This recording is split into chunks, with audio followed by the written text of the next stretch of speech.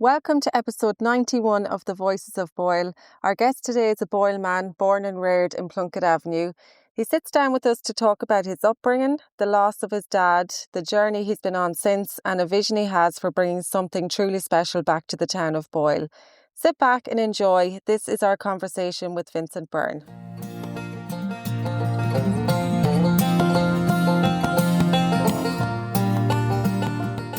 Vincent, you're very welcome to the Voices of Boyle. Thank you for taking the time out of your day to come back to your hometown and have this chat with myself and Flor. It's a pleasure. Yeah, pleasure likewise. And the way I was welcome and the way your mother came out and introduced herself again and explained how she went to school with my father. And it's like coming home, Vincent. Well, it is like coming home. And, you know, the way I look at life, and you'd be naive in life when you'd be growing up and you'd be oblivious to lots of things you had and lots of things that is gone. And we say when I truly did look at life, my father was a very significant man in my life. He was actually my rock. And when I looked at life and when I'd lost my father died of a massive heart attack. He was a Boyle man here. He was born and reared out overlooking Knockgarra. His grandfather sold up a place and came into Pat Street in Boyle, Tommy Beirne. When he passed away, I just said to myself, you know, I fully realised it was the only person that loved me unconditional and had no kind of hidden motive behind it. No agenda. Yeah.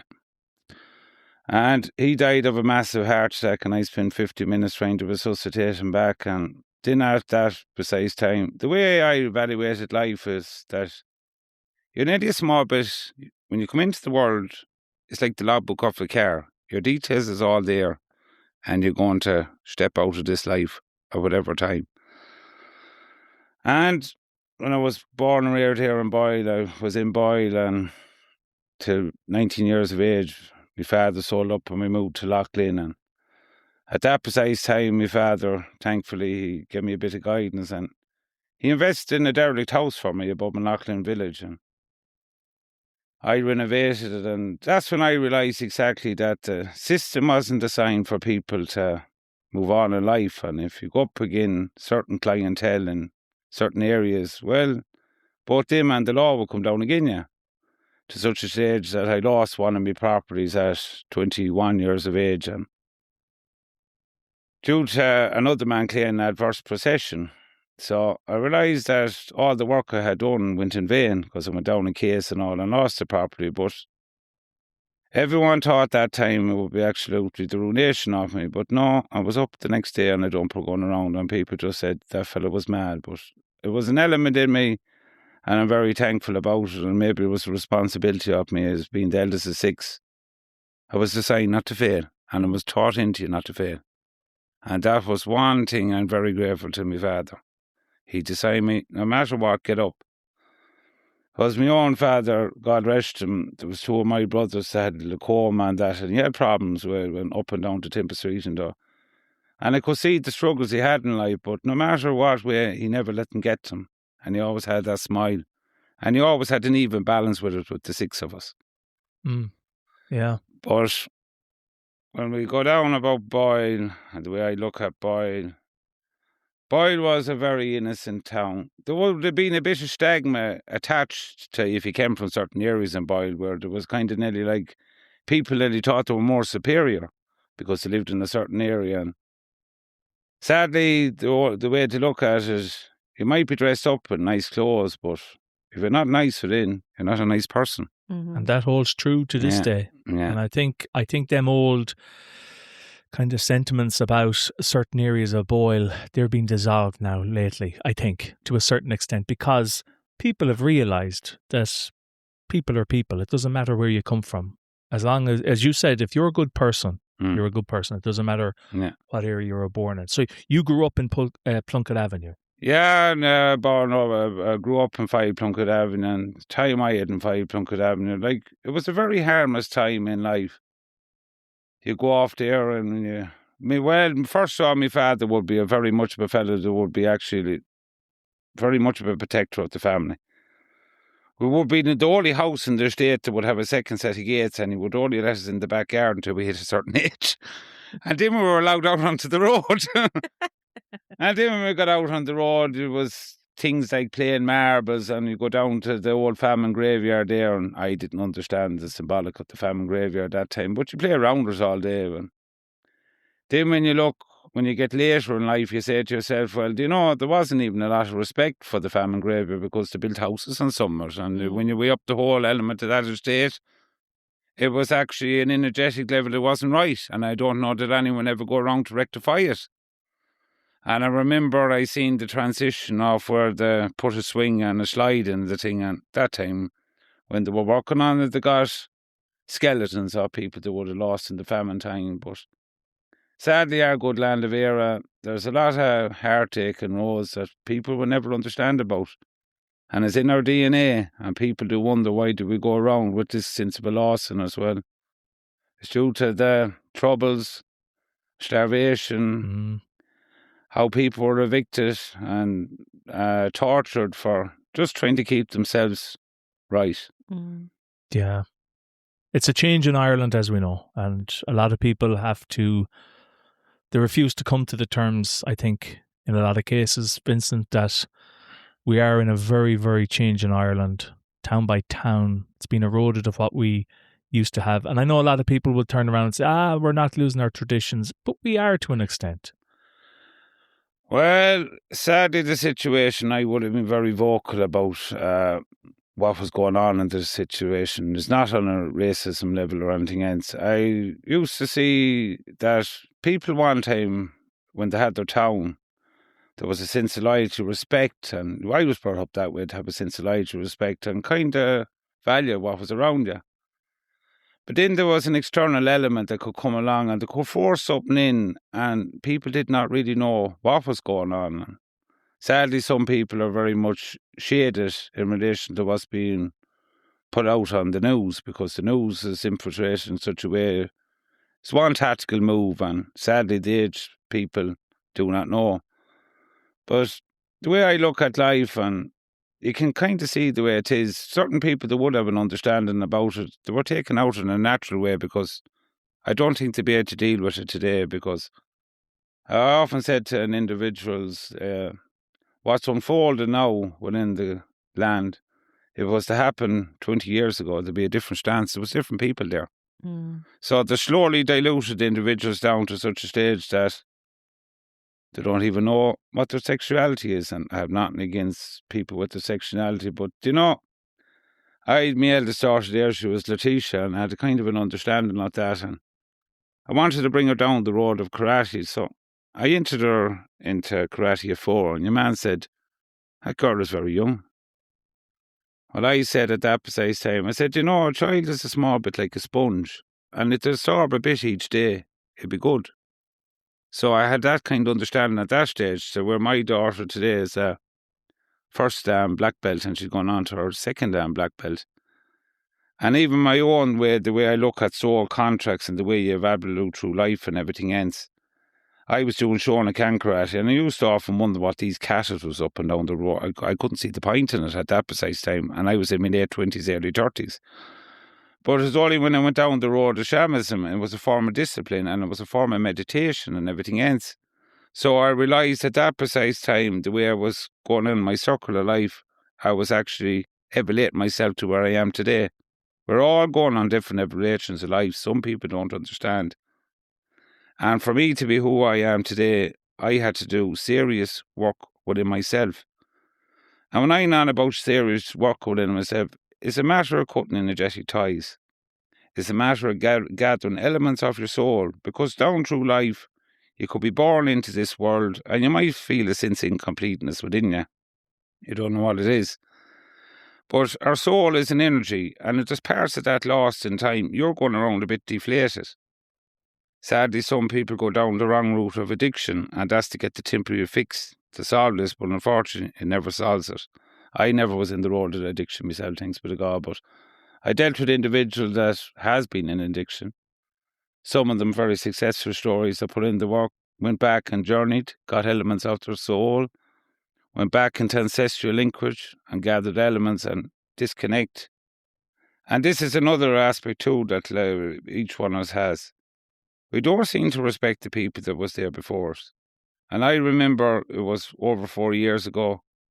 I remember I first went on an ancestral journey, and I was met with a very lot of angry people. And I said to myself, what did I do so wrong?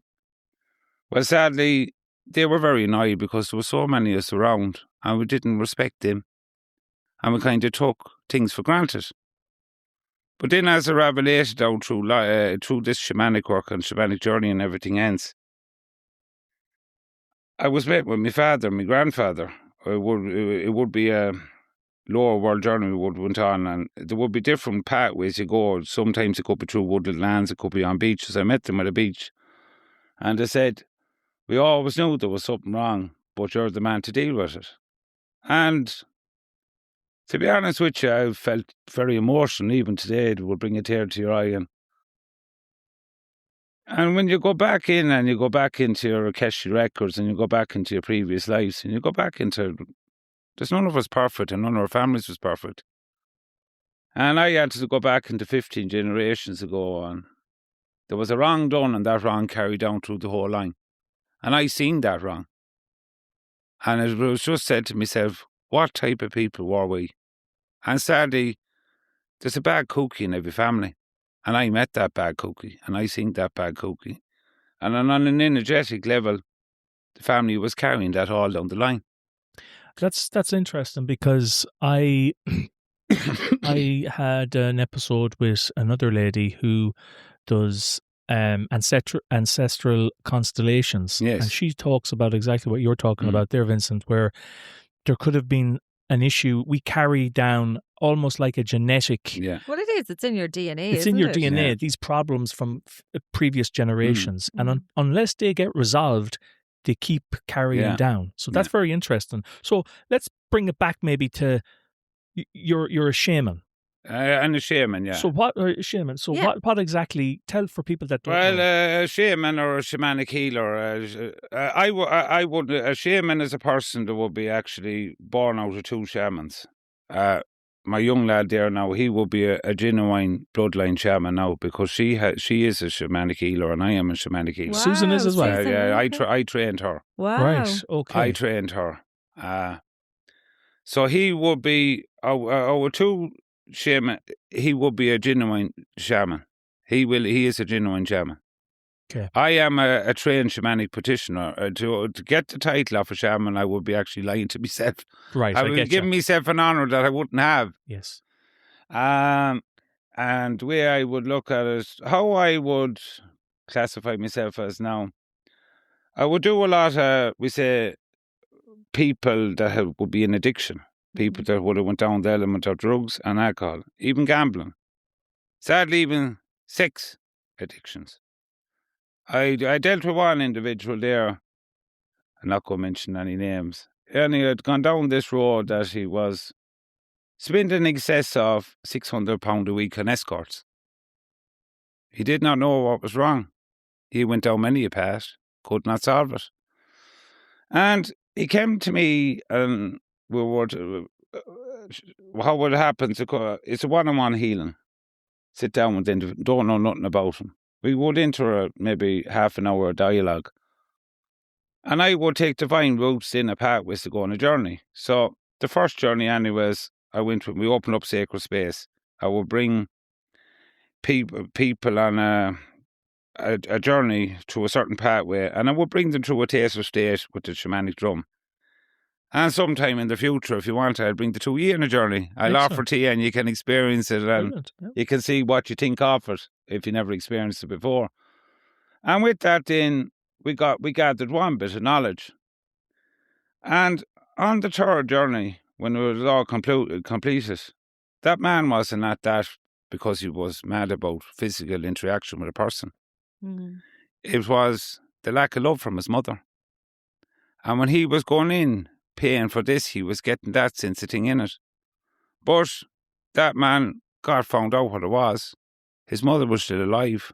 I encouraged the two of them. I met the two of them in general, had the conversation. That man, he's not doing that anymore. He's met his mends and he's found out everything. And the element that he was all trying to fill the void in is full. It's all about gathering. Can I ask you, Vincent, how did you get into it? Or when did you realise this was something that you wanted to? I tell you, it's only when I look back on it, because I would do a lot of reflection. Every morning I would spend a time called reflecting. And when I spend a time called reflecting, it would be just taking that element of myself to breathe. So I would actually just contemplate in life each day what happened today and what I want to bring. And if something happened, I would have a form of gratitude, good and bad, because it's all lessons.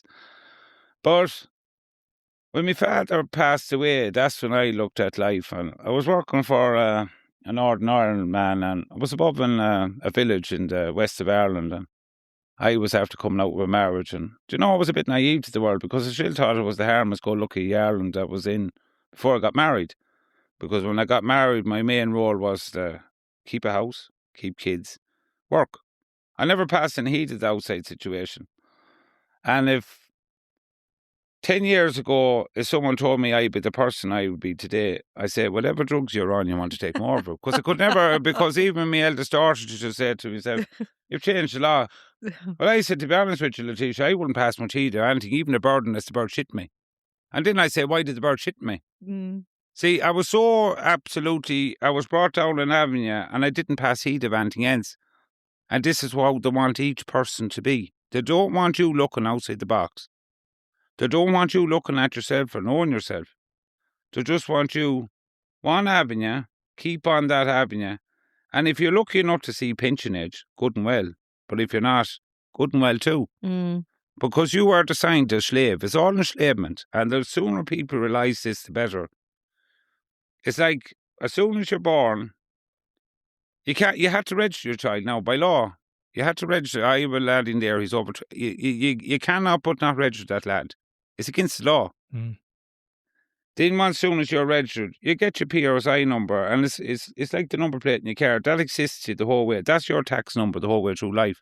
But I had learned that a long, long time ago with my eldest daughter, because I seen the system. I said, well, she's liable to be paying tax whenever she goes off working.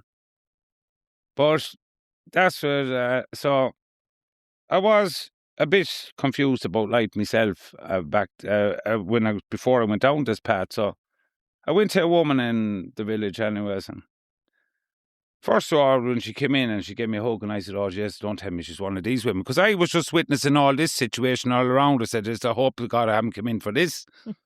Then she sat me down and there was music playing, and I was thinking, but yes, this next thing, she started telling me stuff that no one else would know.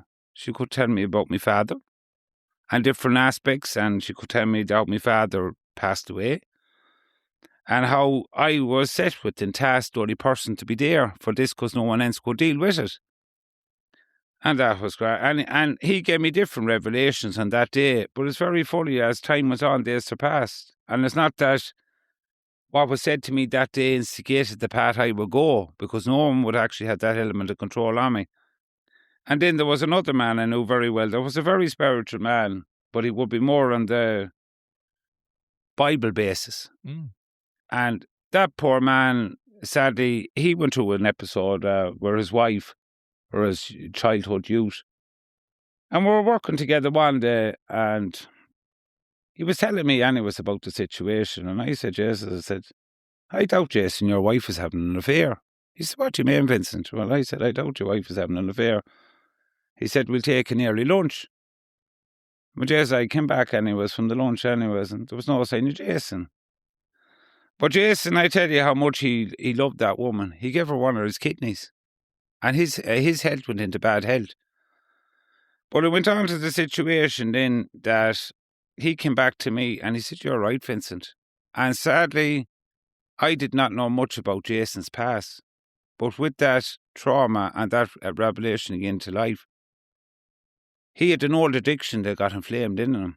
I got a phone call one morning, he was going taking his life, and he was up in Dublin, and I was down the west of Ireland, and I had to go into all the guards said to me, how do you know this man? Why would he be texting you that? Well, I said, I don't know how that is, but I said, maybe the main concern is to find him. So they found him. And he didn't do that. And I was having talks to him all the way down. And he said, no, I'll never do that again. But Sadly, poor old Jason, he had a cocaine addiction. And Jason had spent 170,000 over a 12-month period. And he had ran out of a fix one night, and he Googled that he was going to get the same hit of antifreeze as cocaine. So that man ended up on a slow, painful death. And I went to his funeral, and it was a rites of passage, wasn't a funeral, and I seen his wife, and his wife would shake hands with me, and I just said, sorry, I won't shake hands with you. She said, what do you mean? I said, I know you. So then, after the revelation of meeting that person, telling me all that, I was meant to go, knew a bit about mindset, but I was going to go on a course study mindset. But I thought I was going on study mindset, but I ended up, I was beyond it, shamanic school beyond the Castlebar, and I started studying shamanism. So that's what I looked. I was meant to be going off study mindset, but I ended up beyond in Alder Jordan's altar shamanic school beyond the Castlebar, where we went in once a month every weekend and trained, and there'd be a lot of work in between because it was constantly doing work on journeying, where you pass as a shamanic practitioner. But sadly, there's some people pass and gets this piece of paper, but I wouldn't let them around my dog because they haven't done the work themselves. And there's people having certification for things. It's nearly a bit like a person could get a piece of paper for being a chippy, but they mightn't be a chippy. It's the same even in this field. And I actually realised down my path, sadly, some people in this ego is very much at the forefront. Because I remember when I started talking about the country, there was a lot of shamanic people came to me and they said to me, Jess, you shouldn't be at that. That's going off the road. I said, who's created this road? I thought once you're an element of your soul, there's no boundaries, and I'm following my soul. I'm following my passion. And with that then, I just realised to myself, there's a lot of these people are just in it for the money. I don't charge any money myself because, to be honest, I look at that element of the situation is, I worked with an individual there, all he had was the price of a few cans. He wouldn't have the price to give money. The other man would want 70 or 80 euro to work with the individual. Now, he was going to buy 70, 80 pounds worth of cans before he was going to go to the man, but I came across him, had a chat with him. I would make my business to go out my way to talk to people too when I see them in, because I'd be able to read their aura. I could feel his pain. I had a chat with him. And I asked him, well, he said, sadly, I'm an alcoholic, there's no change. I said, everything can change. So I met him once a week, and I put him on a situation where he'd be reducing his cans each day. I was actually journeying with the man in drink. People said, you can't do that. I said, I'm going into company with the man. The man is actually working with me. He don't drink today. He's 7 months sober. For a man that was on a 22-year relapse. Serious, like, Yeah. I must, you talked there about journeying. So maybe just give a brief explanation of what a typical journey. I know it depends on the person and all that, but what would it involve? We say a typical journey, what it is, I'd have opened up sacred space. I'd have that done before the people would come in. I would make sure all the room on an energetic level was all perfect, cleansed and everything else, to make sure there would be no cross energies. I would actually make sure that I'm in the right condition myself to journey with that person, that I would actually have no problems myself that day, because if I was anyways not being myself that day, I would not go with that person, because the crossover energy is that complex. So I would make sure that I'm fully right myself before I even go around that person that day, because the crossover energy is very complex. So you'd have the dialogue with the person. And at this precise time, I'd be evaluating what's the best journey to go on, to see what element is the best way to go. So you could go on a lower, middle, or upper world. A lower world is to gather elements of your soul that's lost in time. I would use the lower world too for Akeshi records and everything else. Like, if I was going on a lower world journey, it would be basically through the tree of life. And the tree of life is the great oak tree. It's a very symbolic thing to me. I have 2 tattoos. That's one there. That's a very prominent thing to me, is the tree of life, the oak tree. That's a gateway. I'd use that as a gateway. And you travel down in there, and once you get into the oak tree, you will be consumed by a white light. You'll be brought in. We all have guardian angels, or we all have guides, and we all have spirit animals. They'd come in around you. They'd help you to go on your task. I would go down through the roots of the tree. You go down into a cave, and then you will go down to an avenue. Sometimes you might go back into parts of their life where I would actually see that this is where it had gone wrong. It was like there was one lady there, we went down the great oak tree, we went back, we ended up above on the Strand Beach. I won't say the location. She was 8 years of age. She was sexually abused by an old man that was a good friend of her father's.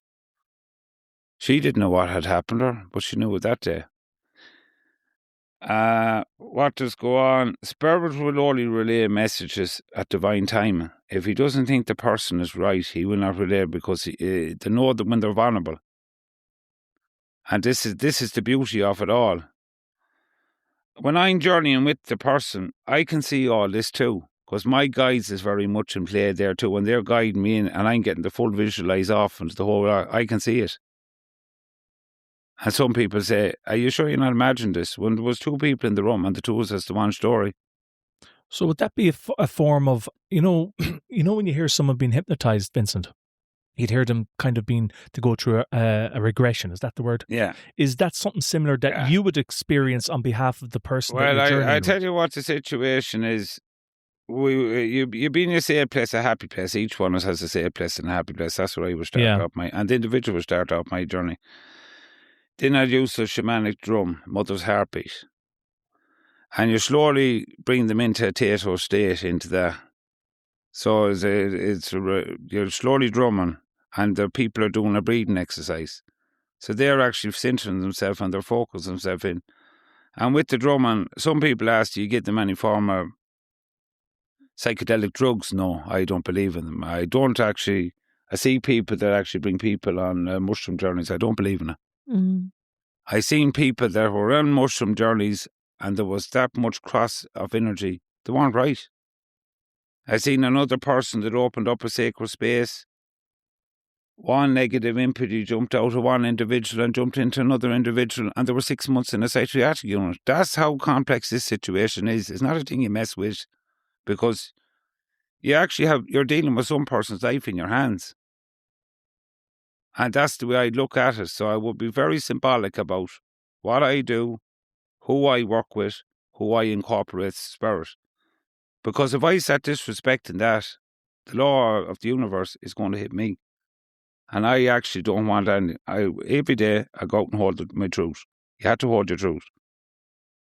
I say things as it is. Mightn't like everyone, but I don't really care. Because it's well to be truthful than being a hidden person, just going with the flow. Exactly. Totally agree. Yeah. Totally agree. Do you think, Vincent, things are changing with people's perceptions of things like this? Because I think people are becoming more in tune with their energy. The only situation about the whole lot about it is there was another friend of mine, and he was a bit naive about this, and he had a small bit of depression he had. And sadly, he got involved with the psychiatric services. And I let him go down that path for a while till I knew he was kind of started to shelter himself, and he started putting on a lot of weight and all that. So I went into him one day and I said to him, do you mind if I just go into a certain appointment with you? And I sat back and he was introduced myself anyways, and the person was talking away and on about the medication and everything else.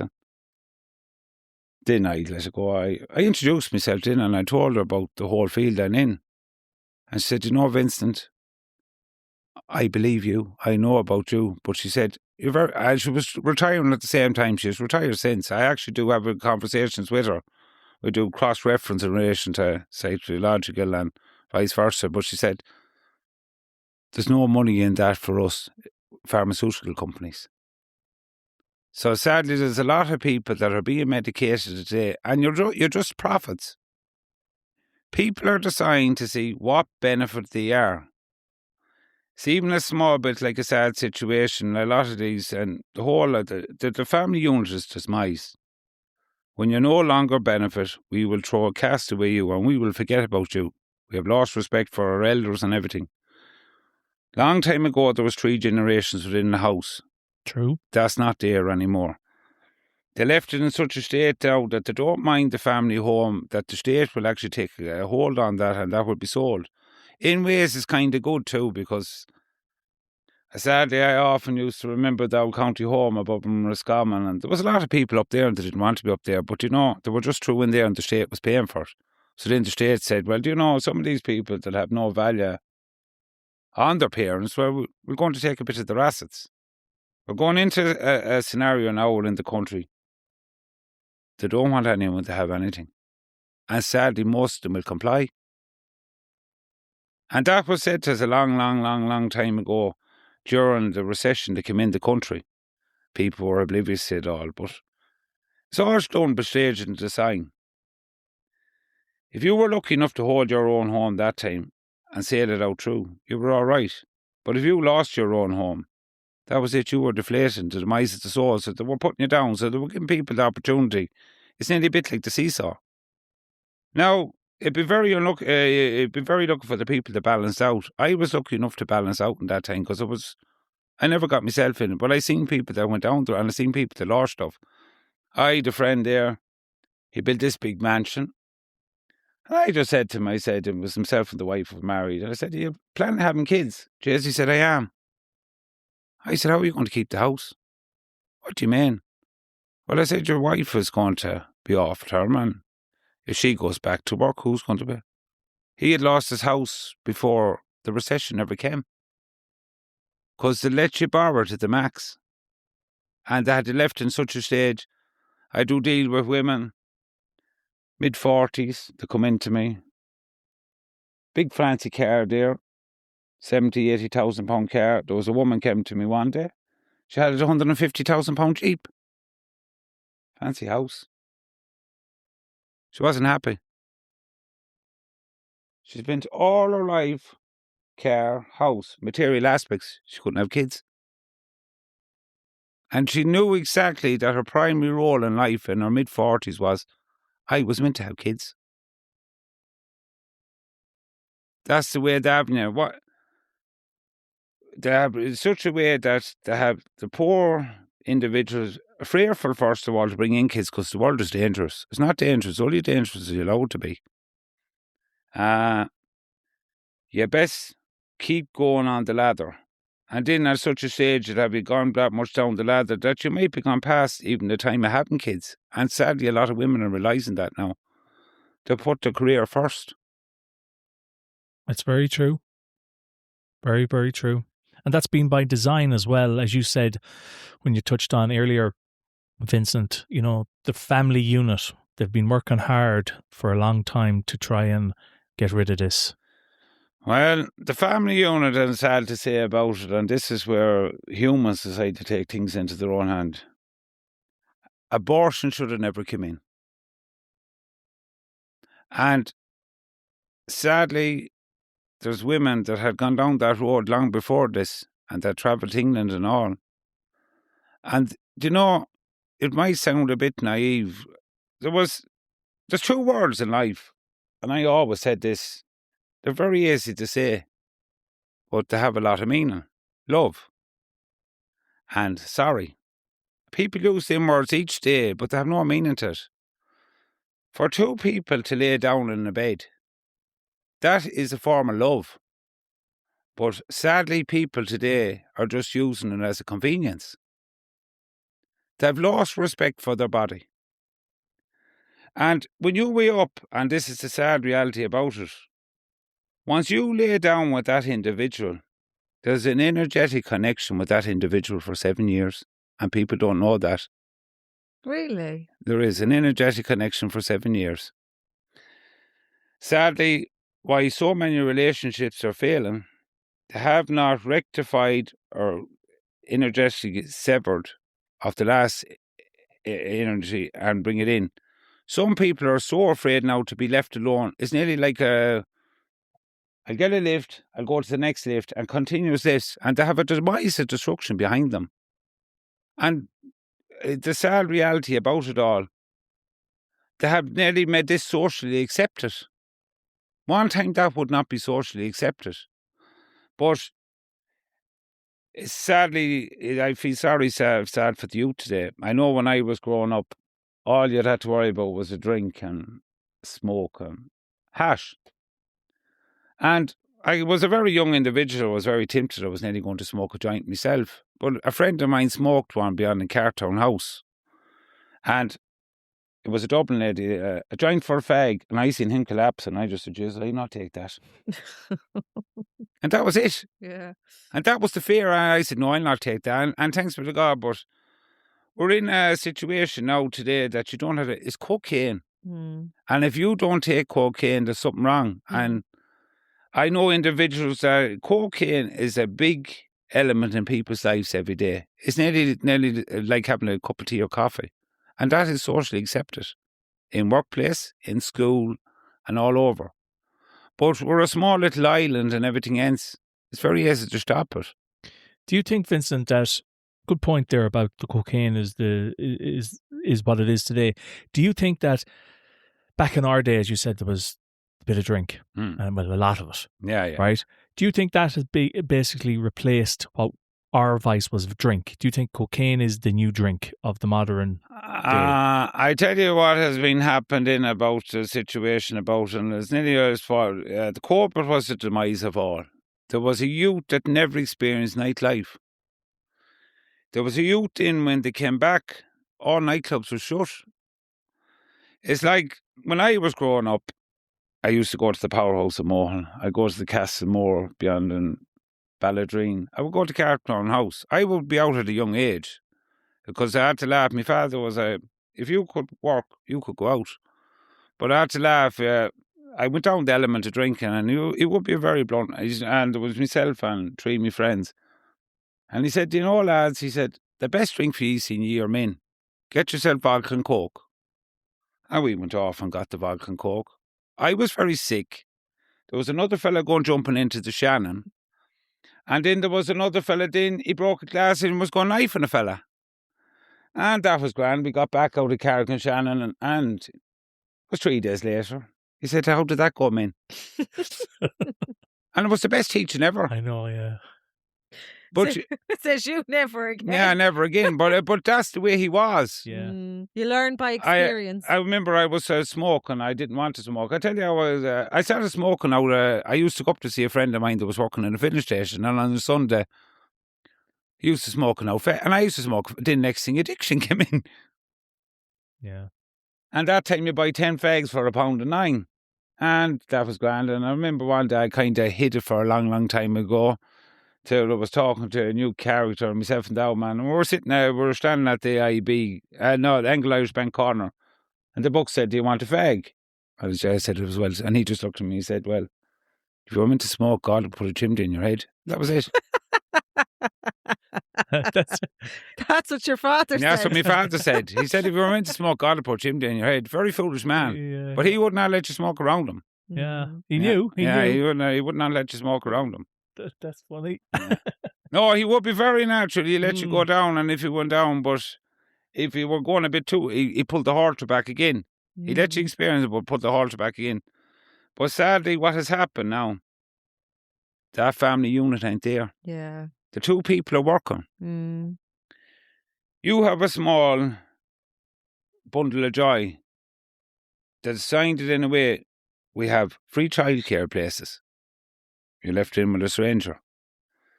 They brought it into such a stage now, we're giving you a meal in school. That's another element of the family element gone. Two people are working, they got fed in school today. There's no around the table having a talk. Having said that, Vincent, you're dead right, and I never thought of it this way, but they've obviously brought in the meals in schools, like proper meals only in the last 2 years. Yeah. And they get their full meal, which in one respect is great for the kids that wouldn't get a proper meal at home.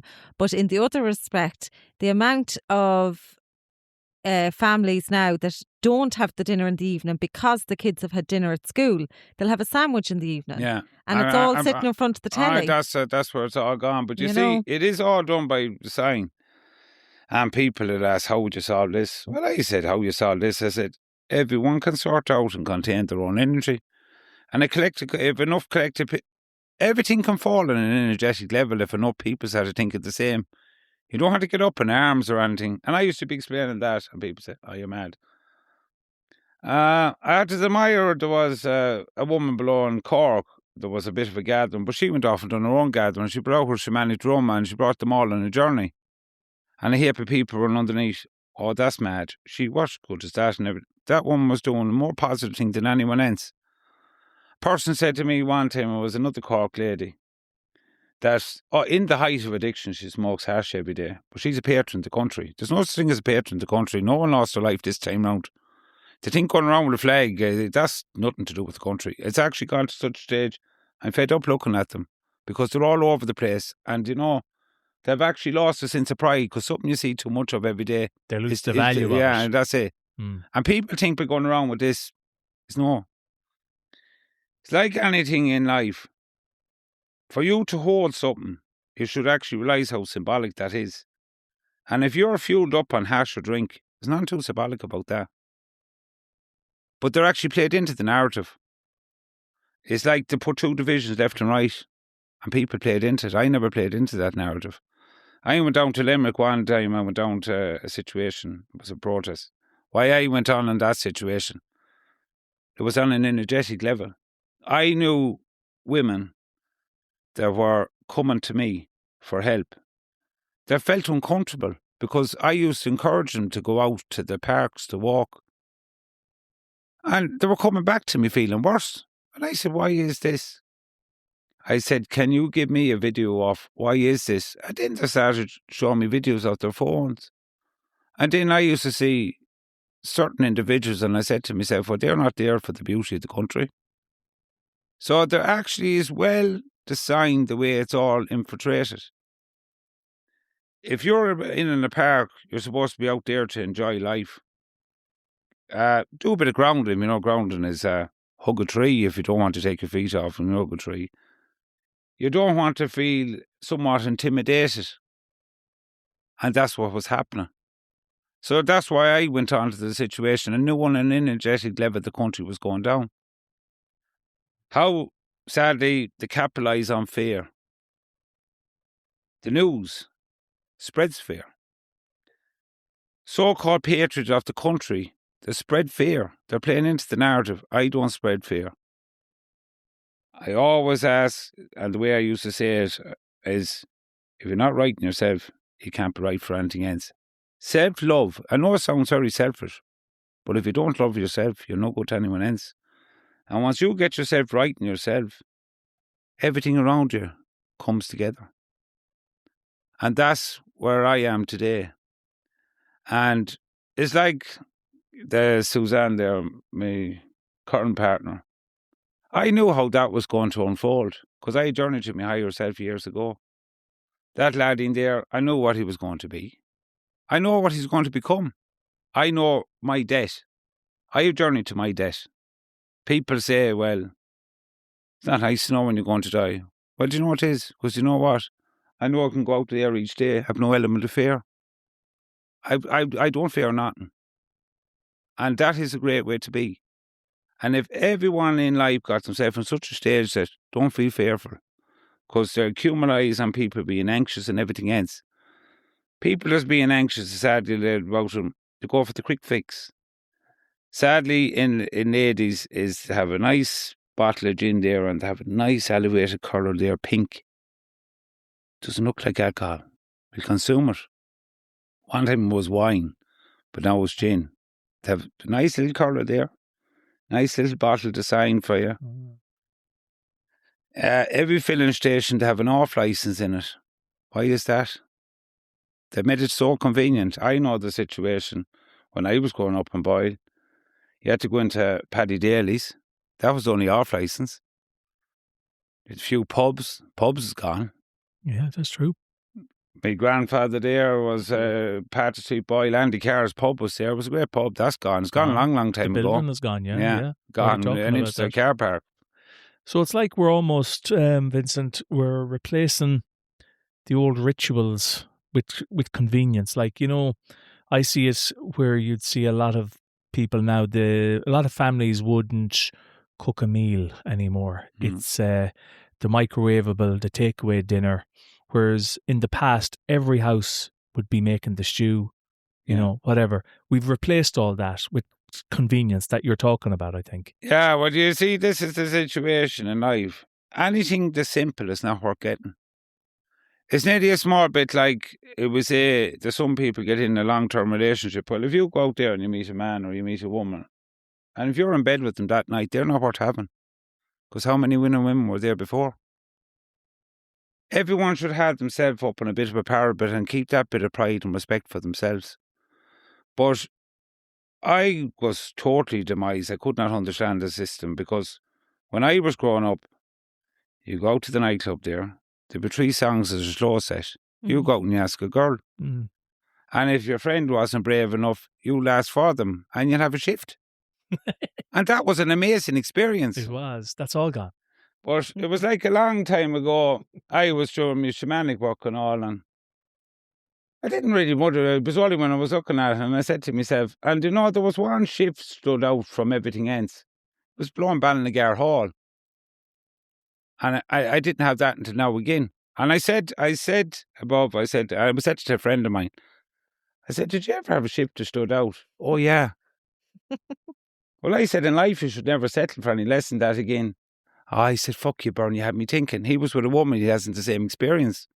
I said, you see, you settled for less. That was the magic there.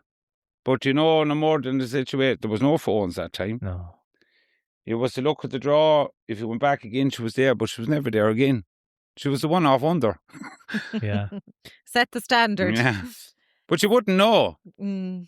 So, Vincent, for someone that's listening, say that, you know, is just on the hamster wheel, as they say, and is realising that there's more to life and wants to get back in touch with their energy and look after themselves without medicating or anything like that, and just look after their energy, what advice would you give them?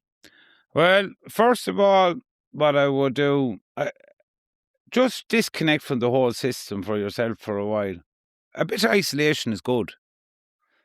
Go out and experience all the magical land around. It's not too far away. We have a lot of stuff around us that costs us nothing. We're actually very lucky because even around the towns, if you just go a short walk out, you have beautiful countryside. It was like 2 years ago. I was above in Dublin. I went to the Phoenix Park. There was a bit of a gathering. I was never in the Phoenix Park before, and I said, oh, this is so magical. It's only on the outskirts of Dublin City, at Phoenix Park. And there's trees there, and there's energy there, and I was just above in the place, and next thing I started seeing reindeers coming. I said, this is amazing. It's there. This is where the best part of COVID is. Some people found that. Some people seen that. Some people realised that I don't have to be in Dublin. I can go down to the country.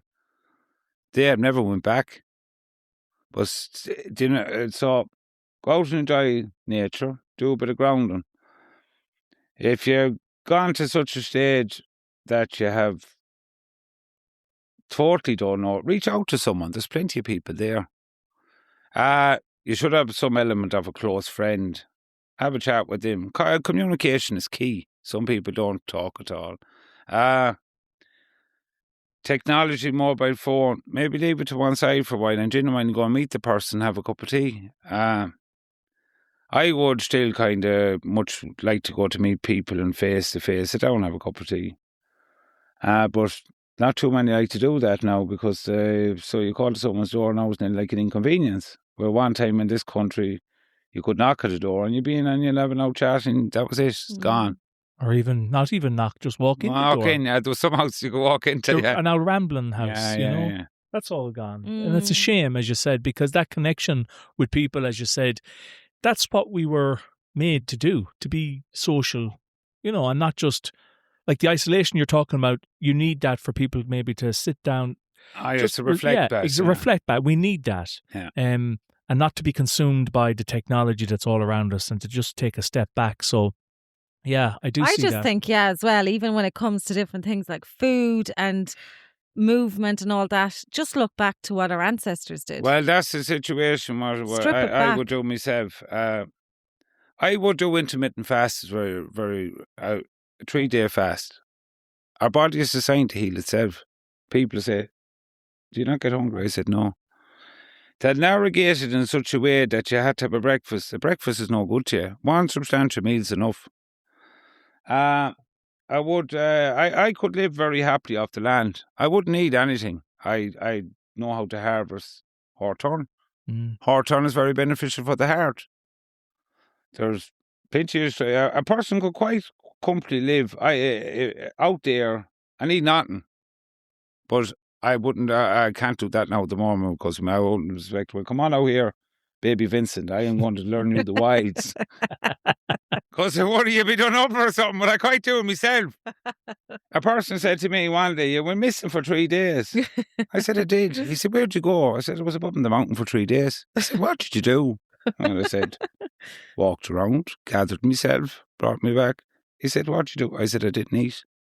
I said, I had plenty of water. Where'd you get it from? Well, I said, you find a location where there's a fresh well. It wasn't the Sahara Desert. That's it. Yeah, there's a lot of benefits from the intermittent fasting. We've done it now, not for 3 days, but we've definitely done, maybe 36 hours, and you need it. Your digestive system needs a break from shoving food down at 3 days a week or 3 times a day. Yeah. And I think we all should try it to just give her that bit of a reset. Vincent, talk to us a bit about soul loss, because I know that's a part of your the shamanic journey and stuff. So what is soul loss? Well, the way I don't actually believe in this element of God. I believe the God is within. Christianity does tell us the same situation, the Lamb of God within. They are telling you in so many ways. I believe your soul is an energy. That soul has multiple lives. I have travelled back to 17 of my lives at this precise time. I know 17 precise times of my life. There's no such thing as heaven and hell. That's what way you decide to live life. It's on earth. It's this current plane. So once you go down on the soul loss, we say, if you go through some form of a trauma, there's an element of you lost in that moment of time. Then you go on. And if you have significant traumas down the way, you feel the deflated inside. There's a sense of emptiness inside that you can't fill, no matter what.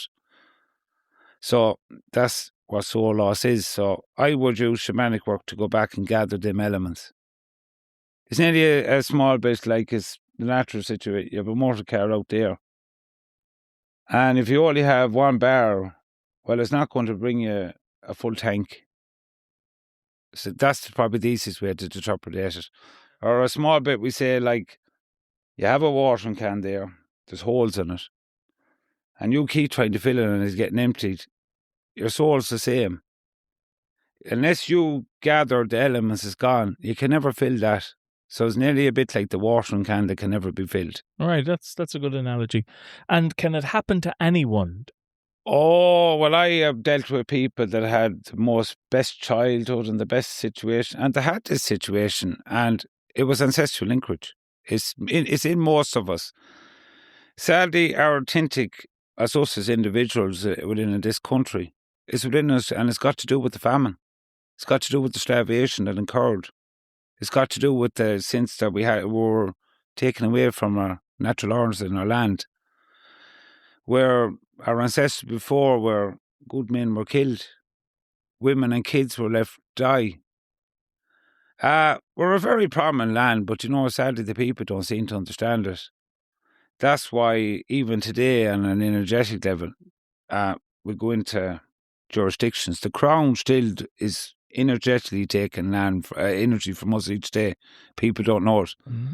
It was like a situation there lately. It was about this beef situation. A man said to me one day, he said, North, South, East and West is going to stand together above an Athlone. I said, you're a hypocrite.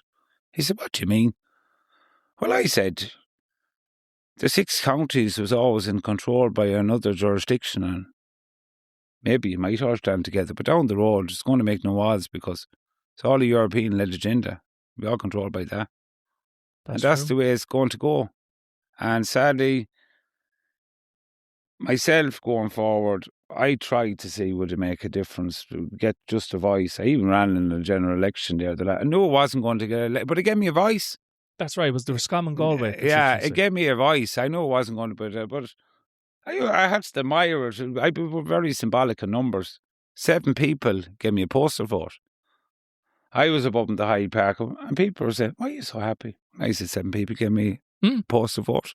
7 people that I had maybe instilled a seed in them that they may grow, that they might know different, and it was either 253 number ones. And I said, well, that's 260 people that I have actually got to communicate that maybe not know me before this. Yeah, that's true. So I might have actually helped their life because people said to me, well, what's the reward in it? Well, do you know, to be honest with you, if you go out and you can see someone that's a bit happier than what they were the day before, money can't buy that.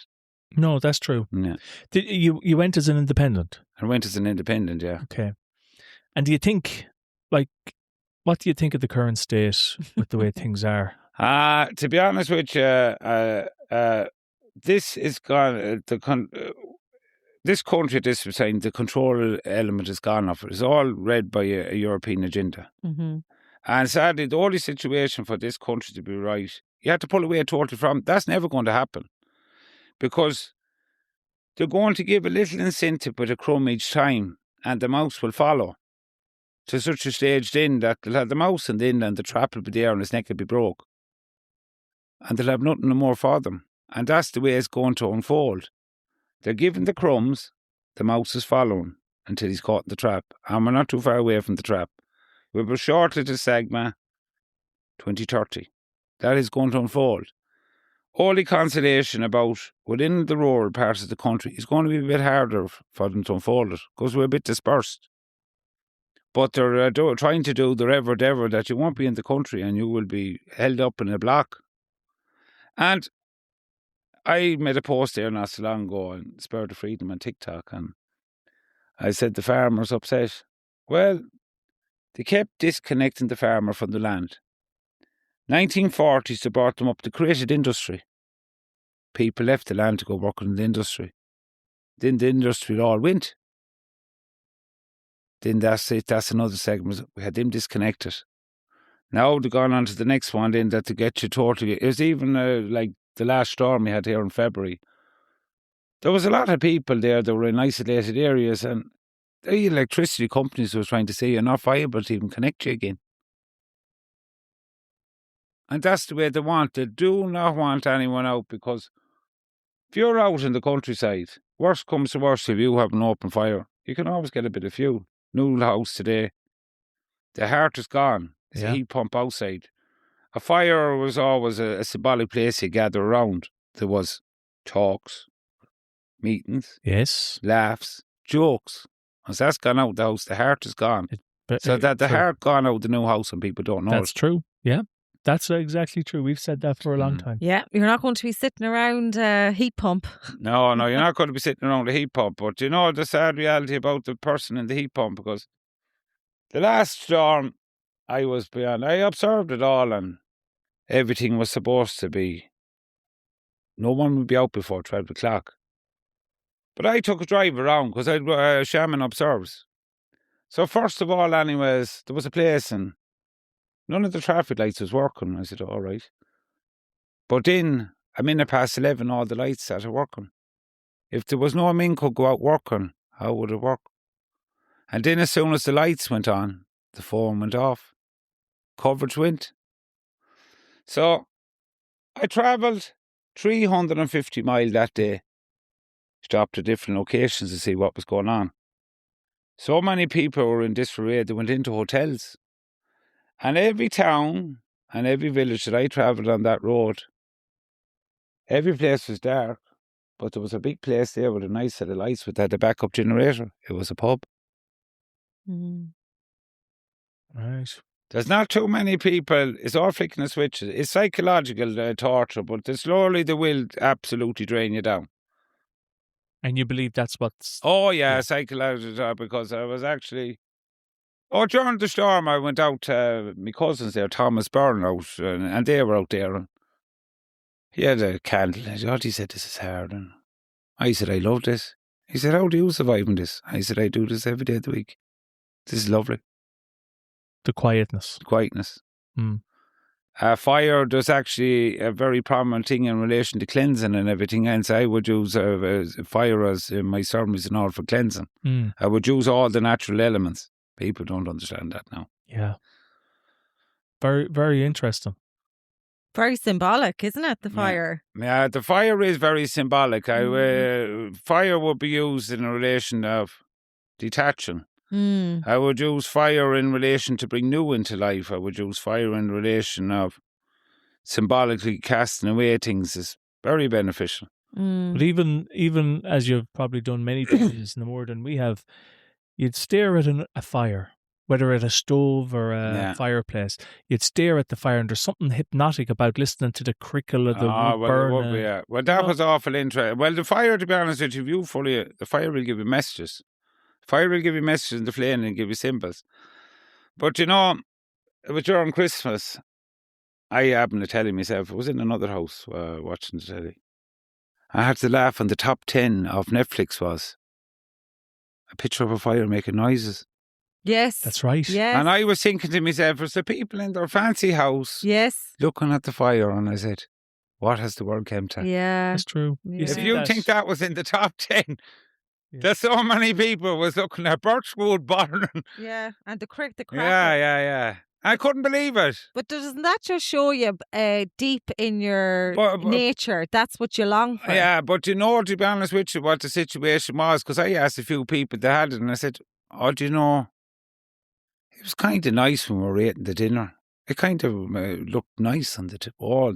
It was nearly like a nice thing to look at. They didn't understand. Yeah. They didn't understand. It's like years ago, I used to clean chimneys and used to go around, and I was kind of a bit confused. There was young people that time, they didn't know how to light fire. Didn't know how to physically get the fire lighter, stack the turf or timber around it, and let it kindle up. The turf was nearly like magic. And I suppose in another 30 years from now, if things don't slow down or at least reverse in somewhat, people won't know what an actual fire outside in a house was, because there won't be any. Well, the way I look at it in life, and thankfully there's a lot of people keen now. There's even another friend of mine there, he has a ladding on the way. There's going to be authentic young men and women that's going to tell the true origins of what went on. That's not going to let history be written the way that people want it to be written, because we're all fed a lie. Mm-hmm. That's including my son. Now, some people say that's a big responsibility on the lad, but I know it's not. I know this is his part. Because 3 years ago, that lad was handed into me my hand in a shamanic journey by my grandmother, Annie Beirne. That lady there, Suzanne, my partner, she was out one day at the front of her house at night. She said, Jesus, it's a strange man outside the house. She would be very keyed in with energy and everything, and individuals and spirits. I said, what did he look like? Now, she never knew the man and never seen the man. It was my grandfather. And he was around there protecting that soul till he came into this current moment in time. But he knew as soon as he came into this element of time, I was a strong enough man to protect him. So on an energetic level, they were there guiding, protecting and securing that, and that came into this room. That's how powerful the situation is. Mm. And like some people now listening, they're probably like, God, I can't grasp that at all. But if you go back generations, that's what people believed as well. Well, this is where we go to the element about it is, and I'm currently in a situation I want to describe the whole lot. I'll be bringing a hope to the outskirts of Boyle. I'm going to utilise a building that has been neglected for years. A building that had a very prominent social aspect in life. A building where people found happiness. A building where people found love. And a building where people found laughs. That has been disregarded in time and left go. But I'm going to bring that back. I'm going to have it in a place that people can come and express themselves, where people can come in and tell forgotten stories of the land.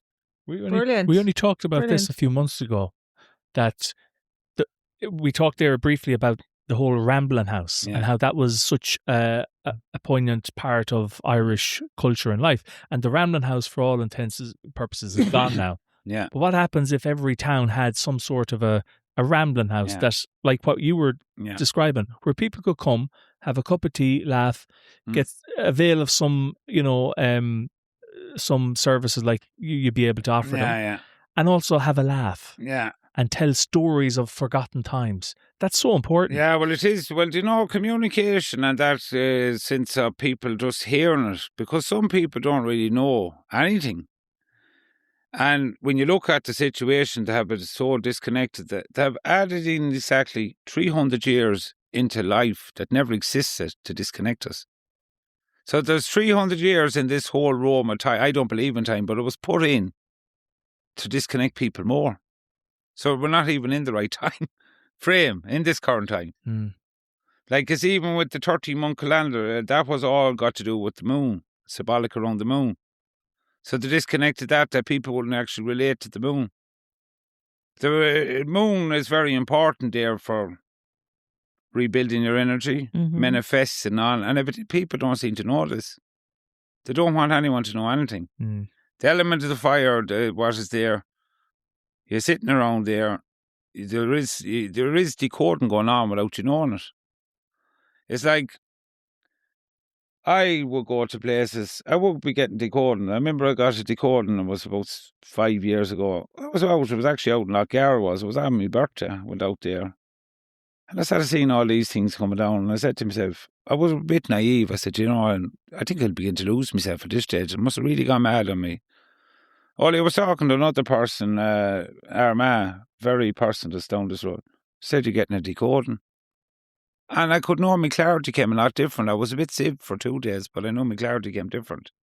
And when you say decoding, Vincent, what does that mean? Like a message? There's codes within, and it's within deep in your DNA. Sadly, we don't activate them.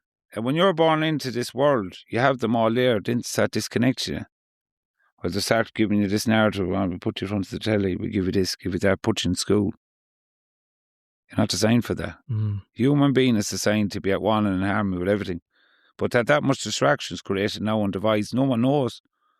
People are gone to such a stage now, they're finding it so hard to exist that they can't even find themselves. And that's why suicide is on the way up. That's why everything is on the way up. They have it so. But when you go, a person said to me, why are they doing this to us? Well, I said, sadly, they want to depopulate the world by 7 billion people. And they're going to do that somewhere. Well, it's been talked about a lot. And people need to start, as you said, maybe not relying on the news for all their information. Well, sadly, the situation about the whole lot, and it's very sad to say, there's so much compliance in this country is unbelievable. They were felt a narrative where they got themselves vaccinated. Sadly, now at this precise time, we see the amount of sudden deaths. The true clarity hasn't come out yet. But when they knew you could stay within a 3-mile radius and you were afraid of a €100 fine, there wasn't too many went past the law of gravity. I know I did. But I know there was one time I was coming back. I was outside Ball. I was brought into a big checkpoint. Had a Jeep. I had a trailer of stones. He said, where are you from? I explained where I was from. He said, what are you doing? I said, I'm out here bringing stones. He said, what good are they? I said, they're only as good as the beholder. They're a necessity to me. It went on to the situation anyways. I said I was building a fireplace, and you need a fireplace to have heat. So that's my necessity. And I do that every day of the week I want. I didn't get fined or nothing. He said, you're a very smart hole off down the road. And Vincent, since you're talking about the COVID era, I always ask guests, what's one lasting memory you have from, let's say, the kind of the nucleus of the COVID years, the lockdown, like the 2-3 year period where the world was gone crazy? What's your lasting memory, positive or negative? My last memory, and it's such a sad situation. I never thought for a country that had a passion, a soul, and spirit that could get controlled so quick. Sadly, I was on the outskirts of Balladrine that time, and it was nearly as if everyone was drunk, and it was acceptable to be drunk. And the weather seemed to be very good. We didn't have a bad summer, and there was other aberrations. I used to look around, and I seen people out walking, and there was people actually and continued on with it, and there was people actually didn't care, and people continued on and had shamanic events and everything else, and people travelled from different locations and everything else, and the shamanic was actually a benefit to them. They said we were going for one-to-one. That was a benefit, but there was mass gatherings going on. People were actually interlinking with each other, getting to know more. There was collective conscious gatherings, energetic risings. There was. So sadly, there were some people, and the way I look at it, and it's a very sad situation. Some people on this precise time, it's your soul contract, and sadly there is going to be loss of life. And brutally, I just say, that's the way you were meant to come into this world. People said to me one day, what way do you look at suicide? Well, I said, to be honest with you, I said, it's like a freedom of the soul. That soul was struggling. And that's the way they were meant to come into life, was to take their life. I know it's an awful way to say it. But for the people that's around, they might appreciate their life a bit different. True. Yeah. Have you a last question, Fleur? I have one last question I want to ask you. Oh, you go yours first then. Let me think. If you had the opportunity, Vincent, to have a billboard up there in the clock on the Crescent in town, a big 12-foot billboard, and you could have one message, whether it a word, a phrase, or a message, that everyone that passed through town for the next month could read, what would be on that billboard? Always look within. The true message is there. Oh, I love that. Straight to the point. Yeah, always look within. The true message is there. That's a good one. Yeah. I love that. And do you feel, Vincent, I personally think more people are starting to do that. In the last even 3 years. Oh, yeah. Well, that is with, to be honest with you, COVID actually gave people the second opportunity. And it actually showed the authorities who was thinking out of the box. And gladly, a lot of people has been thinking out of the box. And there was a lot of people in the corporate world, and they totally pulled away from it. I know one person that was in the corporate world. They were above in the middle of a wood, in a small little hut. And they're more happy than whatever they were. Yeah, it gave some people the excuse they needed to look within. And it was a tough time in many, many ways. But in many ways, it was a time that really helped people to grow and, But this is where we go on again in the happiness. situation, what to do. To give people the opportunity to reflect. Yes. See what you want to bring into your life and see what you want to take away from your life. Yeah. Step but back from some work. people never could look. They're that well. They're in a psychosis is what I look at now. And the sad reality of how I look at it, I'd be very afraid to put on an ear horn someday and they could all go and walk off cliffs. They're that bad. And that's a sad thing to say. They're that bad. Yeah. So I suppose just from a Boyle perspective, because it is the voice of Boyle, have you any memories of Boyle that you'd like to share, or any person in Boyle? I know your dad had a huge impact on your life, but was there anybody else you can think of? Boyle. I tell you, to be honest with you, one individual stands out in Boyle to me. He was actually a teacher. Gus Gannon. Gussie, yeah. I remember him very well. I was kind of going down a narrative of hanging around with bad people. And he pulled me aside one time and he said, Vincent, tell me your company and tell you who we are. No. As for Boyle, you ramble over to Church View, you sit in a wall, sit down on the town's clock. That's gone. I don't see that now. Party Street there, there's a new shop coming. some people think that's good. I remember a part of Street of Old where there was McDermott Rose, McLaughlin's shop. There's going to be a part of history demolished there that's never going to come back. There's authentic buildings that's going to be destroyed, put up by a commercial building that has no symbolic meaning to nothing. Like It's not even symbolic to the land. It's totally out of character.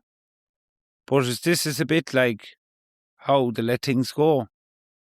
You look for a planning out in the country, you had to be very much in cahoots with around. But you can build this thing with one law. They're just showing exactly. Like that thing above in Roscommon, they let the post office go that was full of character and again meant something to the people. Yeah. And then they built that big massive structure thing in the middle of the town that's horrible looking. No character, no meaning. So I suppose to finish it, is there anything else, Vincent, you'd like to say that we haven't spoken about? Well, the only situation about it and all I can say, everything has a meaning. It's an amazing situation to me. I'm very grateful to himself. He reached out to me there after James Common's podcast. I just thought this was very funny. And No, I mean... I did. And I said, because there is it's all got to do, because at the same time, I'm actually in talks in relation to building in Boyle, and it was very funny you reached out at the same time. Yeah. So everything, there is a coincidence. Everything aligns. Even today now, during the week I had an energetic detachment with myself, and now that's gone. I got the opportunity. And it's nice to talk to the listeners of Boyle, whoever listened. I've listened to some of the podcasts. I didn't get to listen to them all. But plenty of people, when I told that you were coming on, were very interested because it was a face from the past. And I'm talking about my generation, our generation, because you're a year younger than me, I believe. They were very interested. Well, I'm 36, so you're 37. Isn't that it? Well, then I must be 19. Oh, I thought you were 16.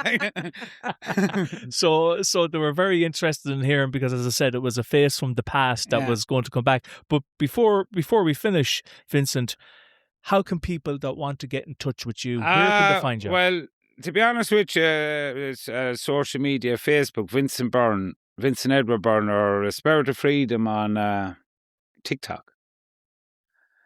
And if they want, they can give you a DM, and you can give my number. To be honest with you, I'm very conservative about giving out my number, because, sadly some people don't appreciate it. And the way I look, I would be very conservative about my time. Absolutely, you have and to. That is and it's a shocking way to look at it. Yeah. Well, yes and no, Vincent. When you're doing the job you're doing, as you said, you have to be in the best thing yourself, so you have to do that. You have to protect yourself. If anyone, as you said, if anyone wants your contact details, they can get in touch with the Voice of Boyle, and we can put you in touch directly.